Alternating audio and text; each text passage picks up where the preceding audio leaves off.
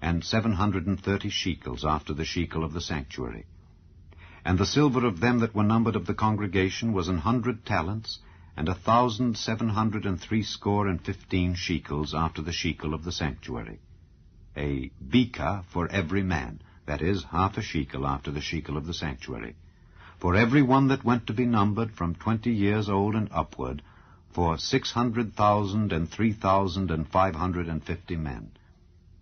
And of the 100 talents of silver were cast the sockets of the sanctuary and the sockets of the veil, 100 sockets of the 100 talents, a talent for a socket.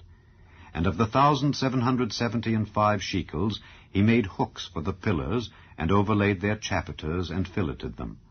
And the brass of the offering was 70 talents, and 2,400 shekels. And therewith he made the sockets to the door of the tabernacle of the congregation, and the brazen altar, and the brazen grate for it, and all the vessels of the altar, and the sockets of the court round about, and the sockets of the court gate, and all the pins of the tabernacle, and all the pins of the court round about. Chapter 39. And of the blue and purple and scarlet they made cloths of service to do service in the holy place, and made the holy garments for Aaron, as the Lord commanded Moses. And he made the ephod of gold, blue and purple and scarlet, and fine twined linen. And they did beat the gold into thin plates, and cut it into wires, to work it in the blue, and in the purple, and in the scarlet, and in the fine linen, with cunning work.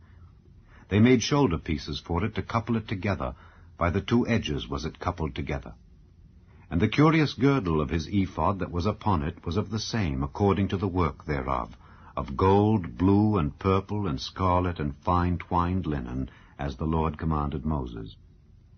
And they wrought onyx stones enclosed in ouches of gold, graven as signets are graven, with the names of the children of Israel. And he put them on the shoulders of the ephod, that they should be stones for a memorial to the children of Israel, as the Lord commanded Moses. And he made the breastplate of cunning work, like the work of the ephod, of gold, blue, and purple, and scarlet, and fine twined linen. It was foursquare. They made the breastplate double. A span was the length thereof, and a span the breadth thereof, being doubled. And they set in it 4 rows of stones. The first row was a sardius, a topaz, and a carbuncle. This was the first row. And the second row an emerald, a sapphire, and a diamond. And the third row a ligure, an agate, and an amethyst. And the fourth row a beryl, an onyx, and a jasper. They were enclosed in ouches of gold in their enclosings. And the stones were according to the names of the children of Israel, 12, according to their names, like the engravings of a signet, every one with his name, according to the 12 tribes. And they made upon the breastplate chains at the ends of wreathen work of pure gold. And they made 2 ouches of gold and 2 gold rings, and put the 2 rings in the 2 ends of the breastplate.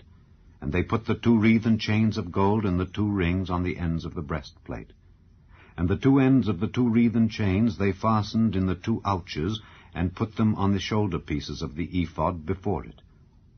And they made 2 rings of gold, and put them on the 2 ends of the breastplate upon the border of it, which was on the side of the ephod inward. And they made 2 other golden rings, and put them on the 2 sides of the ephod underneath toward the forepart of it, over against the other coupling thereof, above the curious girdle of the ephod. And they did bind the breastplate by his rings